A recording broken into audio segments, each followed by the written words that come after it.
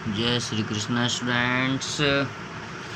तो now today we discuss metal and non metal. ठीक है, आज हम लोग बात करेंगे मेटल और नॉन मेटल के बारे में। ठीक, देखो स्टूडेंट्स, होता क्या है, मेटल के बारे में तुम लोग जान ही रहे हो। अभी तक जैसे केमिस्ट्री में बात करते हैं तो लगभग 119 एलिमेंट को खोजा गया है। इसमें कुछ जो मेटल है वो आर्टिफिशियल है। आर्टिफिशियल का मतलब हो गया इस सभी मेटल को जो है आर्टिफिशियली फॉर्म किया गया, और बाकी जो मोस्टली मेटल्स हैं, मोस्टली जो एलिमेंट्स है वो सभी नेचुरली फाउंडेड है, मतलब वो नेचर में पाया जाता है। ठीक है, देखो मेटल कितना ज़्यादा इम्पोर्टेंट है ये सारी बातों को समझ ही रहे हो। अगर हम लोग किसी भी थिंग्स का बात करते हैं, चाहे वो कोई भी हो, कोई ऑब्जेक्ट हो, तो सभी में कहीं ना कहीं मेटल का यूज होता ही होता है। तो यहाँ पे इस चैप्टर में आपको जानना है मेटल का प्रॉपर्टी, फिजिकल केमिकल प्रॉपर्टी, और जो सबसे इम्पोर्टेंट चीज़ है वो है एक्सट्रैक्शन ऑफ मेटल। ठीक है, तो एक्सट्रैक्शन ऑफ मेटल इसी चैप्टर में पढ़ना है आपको, और इसके जानना है ये कि मेटल को एक्सट्रैक्ट कैसे करते हैं, मतलब मेटल को हम लोग फाइंड आउट कैसे करेंगे। जो भी मेटल मान लो अर्थ क्रस्ट में पाया जाता है तो उसको हम लोग कैसे एक्सट्रैक्ट करते हैं, बाहर कैसे निकालते हैं, फिर सभी मेटल का क्या प्रॉपर्टीज़ होता है, मेटल्स का क्या यूज है, मेटल रिएक्ट करके क्या फॉर्म करता है।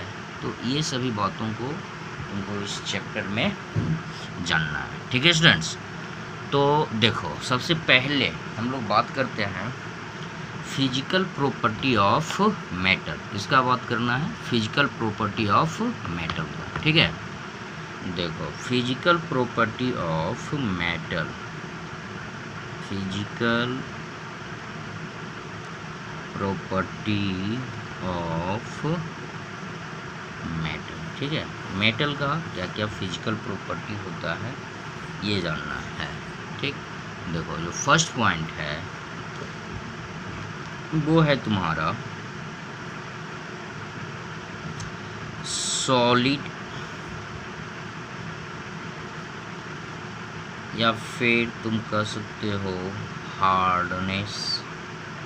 देखो मोस्टली मेटल्स आर हार्ड, जो बहुत सारा मेटल्स होता है वो क्या है? Hard. Mostly metals are hard, ज़्यादा से ज़्यादा जो मेटल है वो क्या होता है? हार्ड होता है। हार्ड का मतलब क्या हो गया? ठीक है, जब इसको टच करेंगे तो ये रफनेस को फील करेगा। ठीक है, लेकिन देखो कुछ ऐसा भी मेटल्स होता है जो सॉफ्ट होता है। सम मेटल्स आर सॉफ्ट, कुछ मेटल्स क्या होगा? सॉफ्ट होगा। ठीक है, जिससे देखो सोडियम, ये भी मेटल है but this is soft. Potassium, ठीक है, फिर है आपका एक लिथियम, और मैग्नीशियम को भी मान सकते हो, मैग्नीशियम को कहा ही जाता है। ये सभी मेटल देखो क्या होता है? सॉफ्ट होता है। ठीक है, मेटल्स हार्ड है, ठीक है, लेकिन कुछ मेटल ऐसा होता है जो कि सॉफ्ट होता है। ठीक है, अब देखो सॉलिड स्टेट, ऐसा करते हैं, इसको पॉइंट फर्स्ट कर लो और इसको पॉइंट सेकंड कर देते हैं। नेक्स्ट है तुम्हारा सॉलिड। तो देखो सॉलिड में क्या है कि मोस्टली जो मेटल्स है, मोस्टली जो मेटल्स होता है वो सॉलिड स्टेट्स में होता है। मेटल्स जितने भी पाए जाते हैं वो सभी किस स्टेट में होता है? सॉलिड स्टेट्स में होता है। ठीक है, कुछ ही मेटल ऐसा है जो कि सॉलिड स्टेट में नहीं होता है, तो उसमें याद रखना है, इसका एक्सेप्शन में क्या याद रखना है आपको?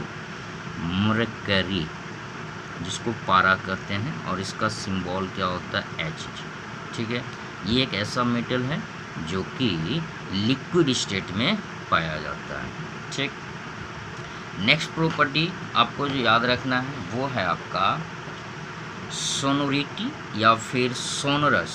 ठीक है, point third sonorous, point third याद रखना है सोनोरस। ठीक, देखो सोनोरस का मतलब क्या हो, तो देखो सोनोरस का मतलब होता है साउंड प्रोड्यूस करने वाला। ठीक, तो मेटल्स जो होता है वो साउंड प्रोड्यूस करता है। Metals produce sound, metals produce sound. ठीक है, इसलिए मेटल्स को क्या कहा जाता है, sonorous. Metals produce sound, so metals are known as sonorous. अब ये भी याद रखना है कि मेटल, सभी मेटल को जब तुम बीट करोगे तो सभी से सेम जैसा साउंड प्रोड्यूस नहीं होगा। ठीक है, अलग अलग जो मेटल होता है वो डिफरेंट टाइप का साउंड प्रोड्यूस करता है। ठीक है, जैसे कि तुम देख सकते हो आयरन को अगर बीट करते हैं तो उसका अलग साउंड निकलता है, और अदर मेटल को बीट करेंगे तो उसका अलग साउंड निकलेगा। तो जो मेटल से साउंड निकलने वाला है, ठीक है, तो यह प्रॉपर्टी सोनोरस कहलाया। और इस साउंड को तुम क्या बोलते हो, metallic sound. The sound which are produced by metal is called metallic sound. ठीक है, देखो इसी वजह से म्यूजिकल इंस्ट्रूमेंट बनाने के लिए, जो भी म्यूजिकल इंस्ट्रूमेंट वायर का बना हुआ होता है, जैसे कि सितार वगैरह देखे हो या फिर गिटार देखे हो, ये सभी में क्या होता है ना कि मेटल के वायर का यूज होता है, तो वो वाइब्रेट होता है और इसलिए वो क्या प्रोड्यूस करता है, साउंड प्रोड्यूस करता है। ठीक है, तो ये प्रॉपर्टी याद रखना है। नेक्स्ट प्रॉपर्टी याद रखना है मेलेबिलिटी। Malleability, malleability. ठीक है, देखो मेलेबिलिटी मीन्स क्या हुआ, मेटल्स को तुम बीट करके थीन शीट में कवर कर सकते हो, मतलब पतले पतले चादर में कवर कर सकते हो। तो यह प्रॉपर्टी मेटल्स का क्या कहलाता है, मेलाइबल। ठीक है, यह प्रॉपर्टी मेटल के लिए क्या कहलाएगा, मेलाइबल कहलाएगा। ठीक है, मतलब तुम क्या कर सकते हो, metals are malleable, metals are malleable and this property is known as malleability. यह प्रॉपर्टी क्या कहलाएगा, मेलेबिलिटी। और मेलेबिलिटी के कारण हम क्या कर सकते हैं, मेटल कन्वर्ट इनटू थीन शीट। मेटल्स को तुम क्या कर सकते हो, थीन शीट में कन्वर्ट कर सकते हो। तो यह प्रॉपर्टी क्या कहलाएगा, मेलेबिलिटी। ठीक है, और ये बात भी तुमको याद रखना है कि सभी जो मेटल है उसका मेलेबिलिटी कैपेसिटी भी क्या होता है, अलग अलग होता है। जैसे तुम देख सकते हो, जैसे तुम्हारे पास गोल्ड है तो गोल्ड का तुम बहुत ज़्यादा थीन शीट बना सकते हो, पतला चादर बना सकते हो, जबकि और जो अदर मेटल है उसको उतना पतला नहीं कर सकते हैं, वो ब्रेक हो जाएगा, टूट जाएगा। ठीक है, तो अलग अलग मेलेबिलिटी प्रॉपर्टी होता है। तो मेलेबिलिटी के बाद फिर आपको नेक्स्ट पॉइंट याद रखना है और वो है डक्टिलिटी। वो क्या हो गया स्टूडेंट्स, डक्टिलिटी। तो देखो सेम वे मेलेबिलिटी क्या है, malleability is a property of metal by which metal convert into thin sheet. Metal किस में कन्वर्ट हो जाएगा, थिन शीट में। और सेम वे डक्टिलिटी, तो ductility is the property of metal by which metal convert into wire. Metal convert into wire, metal को wire में convert करने का जो प्रॉपर्टी है वो कहलाता है डक्टिलिटी। तो तुम कह सकते हो मेटल्स आर डक्टाइल। मेटल्स क्या होता है, डक्टाइल होता है। तो डक्टाइल का मीन्स मतलब क्या हो गया, ductile means metal convert into थीन वायर। मेटल को तुम किस में कन्वर्ट कर सकते हो, थीन वायर में कन्वर्ट कर सकते हो। ठीक है, यहाँ पे दो चीज़ याद रखना है मेलेबिलिटी और डक्टिलिटी में। कि जो सबसे ज़्यादा मेलेबल और सबसे ज़्यादा डक्टाइल है वो है तुम्हारा गोल्ड है, सिल्वर है, फिर तुम्हारा कॉपर आता है। लेकिन अगर सबसे ज़्यादा मेलेबल और डक्टाइल का बात करेंगे तो वो गोल्ड होगा, ठीक है, और नेक्स्ट सिल्वर होगा और उसके बाद अलग अलग मेटल होगा, ठीक है। चलो नेक्स्ट प्रॉपर्टी पे आ जाओ। नेक्स्ट है कंडक्शन। कंडक्शन देखो, metals conduct heat and electricity. Metal क्या कर सकता है? हीट और इलेक्ट्रिसिटी को कंडक्ट कर सकता है। कंडक्ट क्यों कर सकता है? कंडक्ट का मतलब क्या हो गया? वो उसको कैरी करता है, मतलब हीट उससे होकर के पास आउट हो सकता है, ठीक है। तो याद रखना है। देखो पास आउट का वजह क्या होता है कि सभी मेटल में फ्री इलेक्ट्रॉन पाया जाता है, ठीक है, और फ्री इलेक्ट्रॉन होने के कारण यह इलेक्ट्रिसिटी को अपने से होकर पास होने देता है, मतलब वो एनर्जी को क्या करेगा? पास आउट करेगा, ठीक है। अब इससे जुड़ा हुआ कुछ क्वेश्चंस भी आ सकता है, ठीक है, जैसे आएगा why metals are used in making wire और अदर इलेक्ट्रिकल इक्विपमेंट।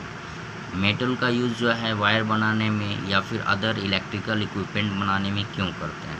तो सिंपल सा है, because metals are good conductor of electricity या फिर good conductor of heat, so we use making wire and other electrical equipments, ठीक है। तो अलग अलग चीज़ बनाने में हम लोग इसका यूज कर सकते हैं, ठीक। नेक्स्ट प्रॉपर्टी है वो है तुम्हारा, याद रखना है, high melting and boiling point. High melting and boiling point, ठीक है। तो देखो high melting and boiling point का मतलब क्या हुआ कि मेटल्स का जो मेल्टिंग पॉइंट है और बॉइलिंग पॉइंट है वो ज़्यादा होता है। MP means melting point, BP means boiling point, ठीक है। तो ज़्यादा होता है, तो ज़्यादा क्यों होता है?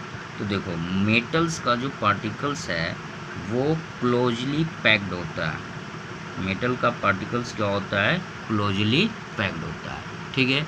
ड्यू टू दिस इसके पार्टिकल्स के बीच जो फोर्स ऑफ एट्रैक्शन है, इंट्रामोलिकुलर फोर्स ऑफ एट्रैक्शन, वो हाई है, और इस फोर्स ऑफ एट्रैक्शन को ब्रेक करने के लिए लार्ज अमाउंट में एनर्जी चाहिए, ठीक है। इसलिए मेटल का बॉइलिंग पॉइंट या फिर मेल्टिंग पॉइंट क्या होता है? हाई होता है, ठीक है। नेक्स्ट प्रॉपर्टी तुमको याद रखना है डेंसिटी, याद रखो डेंसिटी, ठीक है। तो देखो डेंसिटी भी हाई होता है। मेटल्स हैव हाई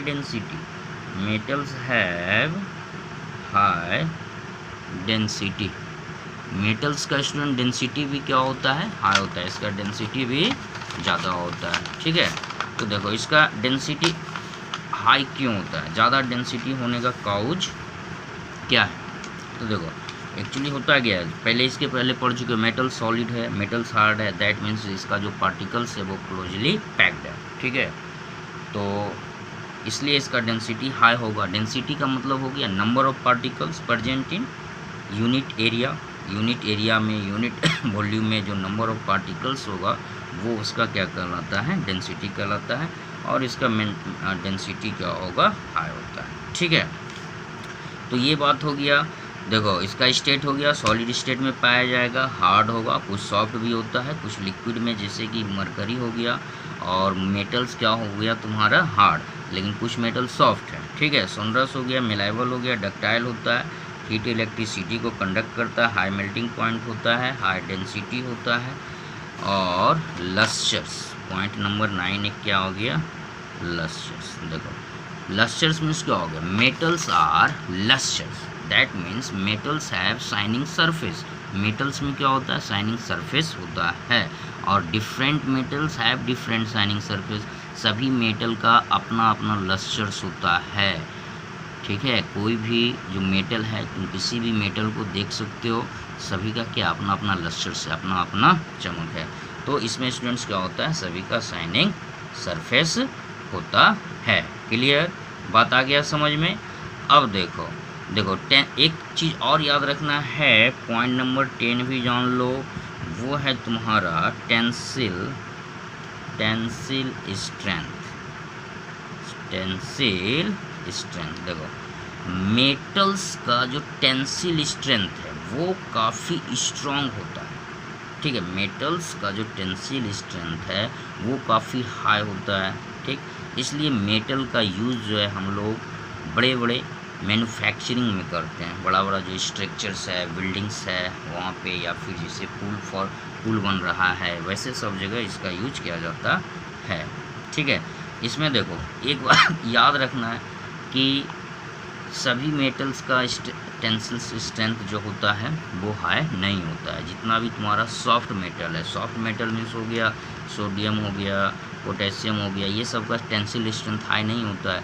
इसलिए ऐसे सब मेटल का यूज़ जो है तुम जो स्ट्रक्चर्स बनाते हो, बड़े बड़े स्ट्रक्चर्स पुल वगैरह बनाते हैं, तो वैसे इसका यूज़ वहाँ पे हम लोग नहीं करेंगे। क्लियर, बात आ गई समझ में।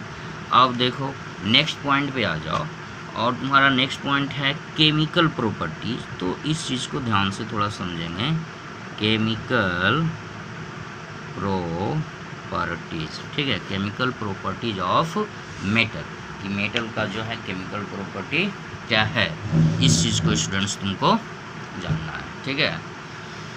तो चलो देखते हैं कि मेटल का क्या क्या प्रॉपर्टी है, केमिकल प्रॉपर्टी क्या है। तो देखो इसका जो केमिकल प्रॉपर्टी है तो एक एक करके हम देखते हैं। तो सबसे पहले याद रखो कि केमिकल प्रॉपर्टी का मतलब हो गया कि यह दूसरे किसी मेटल से रिएक्शन करेगा या फिर दूसरे किसी सब्सटेंस से रिएक्शन करेगा तो क्या होगा। तो देखो सबसे पहले है रिएक्शन विथ ऑक्सीजन, ठीक है। फर्स्ट पॉइंट में हमको क्या याद रखना है, रिएक्शन विथ ऑक्सीजन, ठीक है। कोई भी मेटल ऑक्सीजन से रिएक्शन करेगा तो वो क्या फॉर्म करेगा और किस तरह से वो रिएक्शन करता है। तो देखो सिंपल से याद रखना है, when metal react with oxygen it form respective metallic oxide. कोई भी मेटल जब ऑक्सीजन से रिएक्शन करेगा तो वो क्या फॉर्म करेगा, मेटालिक ऑक्साइड बनाएगा। क्या बनाना है, मेटालिक ऑक्साइड बनाएगा, ठीक है। तो याद रखना है मेटल, ठीक है, रिएक्शन कर रहा है ऑक्सीजन से तो यह बनाएगा metallic oxide, metallic oxide form करेगा। कोई भी मेटल ले लो, यहाँ पर जो भी हम रिएक्शन लिखेंगे वो बैलेंस होगा नहीं, ठीक है, अनबैलेंस्ड होगा। आप लोग उसको उतार के बैलेंस कर लेना है, ठीक है। जैसे कि देख लो सोडियम है, ये ऑक्सीजन से रिएक्शन करेगा तो बनाएगा सोडियम ऑक्साइड, Na2O बनाएगा। मैग्नीशियम है, ये भी ऑक्सीजन से रिएक्शन करेगा तो ये भी फॉर्म करेगा मैग्नीशियम ऑक्साइड। पोटेशियम का अगर रिएक्शन तुम ऑक्सीजन से कराते हो तो ये फॉर्म करेगा पोटेशियम ऑक्साइड। और ये सभी स्टूडेंट्स क्या होता है, मेटल का ऑक्साइड होता है। इसमें जो सबसे इम्पॉर्टेंट टर्म है वो तुमको ये याद रखना है कि कुछ मेटल ऑक्सीजन के साथ विगोरसली रिएक्शन करता है। विगोरसली रिएक्शन करने का मतलब हो गया कि ये विस्फोट के साथ रिएक्शन करेगा। कैसा रिएक्शन करेगा, विस्फोट के साथ रिएक्शन करेगा। तो इस तरह का रिएक्शन क्या कहलाता है, विगोरसली रिएक्शंस करता है। तो देखो ऑक्सीजन के साथ या वाटर के साथ आगे पढ़ेंगे, जो विगोरसली रिएक्शन करने वाला एलिमेंट है वो है तुम्हारा एल्कली मेटल। जितना भी एल्कली मेटल है, एल्कली मेटल मतलब पीरियोडिक टेबल में जो ग्रुप 1 का एलिमेंट है, ग्रुप 1A का जो एलिमेंट है वो एल्कली एलिमेंट कहलाता है। तो जितना भी एल्कली मेटल है वो सभी विगोरसली रिएक्शन करेगा, ठीक है। अब इसमें सेकेंड पॉइंट ये याद रखना है, least reactive metal, least reactive metal like gold, silver, platinum, ये सब जो एलिमेंट होता है, ये सब जो मेटल है वो ऑक्सीजन से बिल्कुल भी रिएक्शन नहीं करता है, ठीक है। ये ऑक्सीजन से रिएक्शन नहीं करेगा, क्लियर। अब नेक्स्ट पॉइंट पे आ जाओ, point number 2, reaction with water. Reaction with water means H2O, reaction with H2O। ठीक है, देखो अब तो एक बात ये याद रखना है यहाँ पे कि वाटर कितने फॉर्म में हो सकता है। तो देखो वाटर कितने फॉर्म में हो सकता है, 3 फॉर्म में। एक कोल्ड वाटर हो सकता है, एक तुम्हारा जो है हॉट वाटर हो सकता है, एक तुम्हारा स्टीम या फिर वेपर हो सकता है। ये सब वाटर का क्या हुआ, फॉर्म हुआ। तो याद तुमको ये रखना है कि ऑक्सीजन, ये मेटल वाटर से तो रिएक्शन करेगा, लेकिन अलग अलग जो मेटल होगा वो वाटर के अलग अलग फॉर्म से रिएक्शन करेगा। Different metal react different form of water. Some metal react with cold water, ठीक, एंड याद रखना है some metal react with hot water and some react with water vapour और स्टीम। सभी अलग अलग कंडीशन में रिएक्शन करेगा, और ये जो फॉर्मेशन करेगा, जो भी प्रोडक्ट बनाएगा, तो याद रखना है कि अगर मेटल वाटर से रिएक्शन कर रहा है तो वो दोनों चीज़ फॉर्म करता है, ऑक्साइड भी फॉर्म करेगा और हाइड्रो ऑक्साइड भी फॉर्म करेगा। ठीक है, ऑक्साइड भी फॉर्म करेगा और हाइड्रो ऑक्साइड भी फॉर्म करेगा। ठीक है, देखो जो हाईली रिएक्टिव एलिमेंट है, जो हाईली रिएक्टिव मेटल है, जैसे कि तुम्हारा सोडियम हो गया, पोटेशियम हो गया, कैल्शियम, मैग्नीशियम, ये सभी जब वाटर से रिएक्शन करेगा तो ये हाइड्रो ऑक्साइड बनाएगा। ठीक है, और जो थोड़ा मॉडरेट रिएक्टिव एलिमेंट है वो वाटर से रिएक्शन करेगा तो वो ऑक्साइड फॉर्म करेगा, वो ऑक्साइड बनाएगा। ठीक है, तो एक एक करके हम लोग देखते हैं कि कौन सा मेटल जो है किससे रिएक्शन करेगा। ठीक है, तो सबसे पहले आ जाओ हम लोग बात करते हैं कि कौन ऐसा मेटल है जो स्टीम से रिएक्शन कर सकता है या फिर कोल्ड वाटर से रिएक्शन कर सकता है। ठीक, तो देखो एक एलिमेंट का नाम तुम जानते हो एक एलिमेंट का नाम। तो जैसे देखो यह है ना, याद रखना है कि जैसे एल्युमिनियम, ठीक है, जिंक या फिर तुम्हारा आयरन हो गया, ये सभी स्टीम से विगोरसली रिएक्शन करेगा, तुरंत रिएक्शन करेगा स्टीम से। ठीक है, ये सभी कोल्ड वाटर से रिएक्शन नहीं करता है, हॉट वाटर से कर सकता है या फिर स्टीम से कर सकता है। लेकिन कुछ ऐसा है जो कोल्ड वाटर से रिएक्शन करेगा, हॉट वाटर से भी रिएक्शन करेगा, वो वाटर के किसी भी फॉर्म से रिएक्शन कर सकता है। तो इसमें जैसे हो गया तुम्हारा सोडियम हो गया, पोटेशियम हो गया, कैल्शियम हो गया, ये सभी करता है। हॉट वाटर से जो तुम्हारा रिएक्शन है वो तुम्हारा मैग्नीशियम कर सकता है, और वो काफ़ी विगोरसली करता है, मतलब काफ़ी तेज़ी से करेगा, तुरंत करेगा। ठीक है, तो एक एक करके अब देखो, जैसे कि सोडियम है, ये हाईली रिएक्टिव एलिमेंट है, हाईली रिएक्टिव मेटल है, तो ये वाटर से रिएक्शन कर रहा है। Sodium reacts with water. ठीक है, तो ये विगोरसली रिएक्शन करता है, मतलब ये लार्ज अमाउंट में हीट और एनर्जी को क्या करेगा, रिलीज करेगा, और ये विस्फोटक भी हो सकता है, और ये फॉर्म करता है सोडियम हाइड्रोक्साइड, और हाइड्रोजन गैस क्या होता है, लिबरेट होता है। ठीक है, अब देखो सेकेंड पोटेशियम ले लो, ये वाटर से रिएक्शन करेगा तो ये भी बनाएगा पोटेशियम हाइड्रोक्साइड, और हाइड्रोजन गैस क्या करेगा, लिबरेट करेगा। ठीक है, मैग्नीशियम का रिएक्शन कराते हैं, मान लो मैग्नीशियम ये वाटर से रिएक्शन कर रहा है। ठीक है, तो ये भी क्या बनाएगा, मैग्नीशियम हाइड्रो ऑक्साइड, और हाइड्रोजन गैस क्या करेगा, रिलीज करेगा। अब देखो जैसे कि और अदर मेटल हो गया, ठीक है, जो कि तुम्हारा स्टीम से रिएक्शन कर रहा है या फिर हॉट वाटर से रिएक्शन कर रहा है, जैसे एल्युमिनियम, जिंक और आयरन। तो ये सभी जो तुम्हारा एलिमेंट है, ये सभी जो मेटल है, वो फॉर्म करता है ऑक्साइड। ये सभी क्या फॉर्म करेगा? ऑक्साइड फॉर्म करेगा। लेकिन ये सभी जो हाईली रिएक्टिव एलिमेंट है, जो हाईली रिएक्टिव मेटल है, एक और लिख सकते हो जिसे कैल्शियम है, ये भी वाटर से रिएक्शन करेगा, तो ये भी कैल्शियम हाइड्रोक्साइड ही फॉर्म करता है और हाइड्रोजन क्या करता है? रिलीज करता है। ठीक है, लेकिन यहाँ पर एक चीज़ और याद रखना है कि ये कोल्ड वाटर से रिएक्शन कर रहा है तो ये फॉर्म कर रहा है हाइड्रो ऑक्साइड। लेकिन अगर तुम इसी मैग्नीशियम का रिएक्शन, ठीक है, मैग्नीशियम का रिएक्शन तुम स्टीम से कराओ, किससे कराना है? स्टीम से।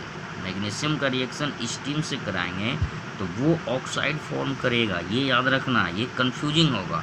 देखो, अगर magnesium, if magnesium react with cold water it form magnesium hydroxide, what when it react with steam as well as aluminium, zinc और आयरन, दे फॉर्म ऑक्साइड।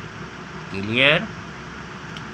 तो जैसे एल्युमिनियम है, इसका तुम वाटर के साथ रिएक्शन करोगे तो ये हाइड्रोक्साइड ने फॉर्म करेगा। ये क्या फॉर्म करेगा? ऑक्साइड फॉर्म करेगा, Al2O3, और हर कंडीशन में क्या रिलीज करेगा? हाइड्रोजन गैस रिलीज करेगा। ठीक है, उसी तरह से मान लो तुम आयरन ले सकते हो, Fe+H2O, तो ये भी क्या फॉर्म करेगा? फेरस ऑक्साइड फॉर्म करेगा। ठीक है, हाइड्रोजन गैस रिलीज करेगा। जिंक का रिएक्शन करा रहे हैं वाटर के साथ, तो ये क्या फॉर्म करेगा? जिंक ऑक्साइड और हाइड्रोजन गैस को रिलीज करेगा। ठीक है, तो इन सभी बातों को याद रखना है और इससे जुड़ा हुआ क्वेश्चंस भी आता है। ठीक है, क्वेश्चंस भी आएगा तो उसको हम लोग आगे सॉल्व करेंगे। अब देखो नेक्स्ट पॉइंट याद रखो, point number 3, reaction with acid. Reaction with acid. अब देखो, कोई भी मेटल जो एसिड के साथ रिएक्शन करेगा तो वो क्या फॉर्म करेगा, इस चीज़ को तुमको जानना है। ठीक है, तो देखते हैं यहाँ पे। पहले तो यह जान लो कि कोई भी मेटल जो किसी भी एसिड से रिएक्शन करेगा, ठीक है, एसिड और मेटल, एसिड और मेटल, ठीक है, तो ये क्या फॉर्म करता है? ठीक, तो देखो, जो मेटल है उसके रेस्पेक्टिव सॉल्ट फॉर्म करेगा। मेटल का सॉल्ट है तो लिख देंगे मेटालिक सॉल्ट, और रिलीज करेगा हाइड्रोजन गैस। ये कॉमन चीज़ हुआ। When any acid react with metal it form metallic oxide, metallic acid लिख दिया ना, मेटालिक सॉल्ट बनाएगा और गैस रिलीज करेगा, हाइड्रोजन गैस रिलीज करेगा। ठीक है, जैसे कि ले लो तुम एक मेटल, मान लो सोडियम ले लो, मैग्नीशियम ले लो, कोई भी मेटल ले लो, चलो सोडियम ही लेते हैं। इसका रिएक्शन तुम हाइड्रोक्लोरिक एसिड के साथ करा दो तो ये बना देगा सोडियम क्लोराइड और हाइड्रोजन गैस रिलीज करेगा। कैल्शियम है, इसका भी रिएक्शन तुम HCl के साथ करा दो तो ये कैल्शियम क्लोराइड और हाइड्रोजन गैस रिलीज करेगा। मान लो सोडियम का रिएक्शन जो है सल्फ्यूरिक एसिड के साथ करा दो तो वह क्या बनाएगा? सोडियम सल्फेट बनाएगा, Na2SO4 फॉर्म करेगा और हाइड्रोजन गैस रिलीज करेगा। ठीक है, इसको तुम जो है एक्टिविटी के द्वारा भी देख सकते हो। लेकिन यहाँ पर एक जो मोस्ट इम्पॉर्टेंट चीज़ है वो ये है कि अगर कोई मेटल, ठीक है, नाइट्रिक एसिड से रिएक्शन कर रहा है, HNO3 से रिएक्शन कर रहा है, तो क्या हाइड्रोजन रिलीज होगा? तो याद रखना स्टूडेंट्स, इसमें if any metal react with nitric acid hydrogen gas is not evolve, hydrogen gas बाहर नहीं निकलता है। क्यों? क्योंकि देखो, ये नाइट्रिक एसिड जो होता है वो खुद बहुत बड़ा ऑक्सीडाइजिंग एजेंट, ठीक है, ये खुद बहुत बड़ा ऑक्सीडाइजिंग एजेंट है। इसलिए जब ये रिएक्शन होगा तो नाइट्रिक ऑक्साइड बनाएगा, नाइट्रस ऑक्साइड बनाएगा, नाइट्रोजन ऑक्साइड बनाएगा, ठीक है, लेकिन ये हाइड्रोजन गैस रिलीज नहीं करता है। तो इसको याद रखना है। लेकिन एक से साथ यह भी याद रखना है कि सभी मेटल वाटर से भी रिएक्शन नहीं करेगा। जैसे तुम्हारा गोल्ड हो गया, सिल्वर हो गया, कॉपर हो गया, प्लेटिनम हो गया, इस तरह का जो भी मेटल होता है वो वाटर से रिएक्शन नहीं करता, ठीक है, क्योंकि ये काफ़ी लिस्ट रिएक्टिव है, बहुत ही लिस्ट रिएक्टिव है, इसलिए वाटर से रिएक्शन नहीं करता है, ठीक है। और इससे जुड़ा हुआ क्वेश्चंस भी आएगा तुमको, जैसे कि कॉपर है, ठीक है। तो देखो तुम सोच रहे हो कॉपर तो रिएक्शन करता है, कॉपर में जंग लग जाता है, रस्टिंग हो जाता है, तो यह किसी वाटर के ही फॉर्म से रिएक्शन कर रहा है, चाहे वो वाटर वेपर हो या फिर स्टीम हो, लेकिन ऐसा नहीं है, ये रिएक्शन नहीं करेगा, ठीक है।